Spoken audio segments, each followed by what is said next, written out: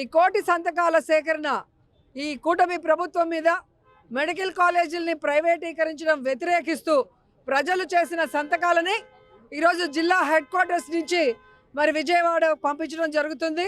And 2 డేస్లో జగన్మోహన్ రెడ్డి గారు ఇవన్నీ కూడా గవర్నర్ దృష్టికి తీసుకెళ్ళి ఎవరైతే పేద విద్యార్థులు డాక్టర్లు కావాలని కలలు కన్నారో, పేదవాళ్ళు ఉచిత వైద్యంతో తమ ఆరోగ్యాన్ని మెరుగుపరచాలనుకున్నారో వారందరి కోసం ఈ మెడికల్ కాలేజీలు ప్రభుత్వమే కట్టే విధంగా ఈ కోటి సంతకాల ఉద్యమాన్ని ఉధృతంగా తీసుకెళ్ళడం జరిగింది.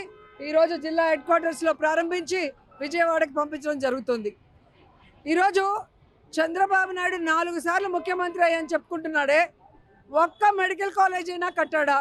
కనీసం కుప్పంలో అయినా కట్టాడా అంటే లేదు. ప్రభుత్వం కట్టే మెడికల్ కాలేజీలు జగన్మోహన్ రెడ్డి గారు 17 తీసుకొచ్చి పర్మిషన్లతో పాటు వాటిని కట్టడం శ్రీకారం చుట్టారు. 7 పూర్తి చేశారు.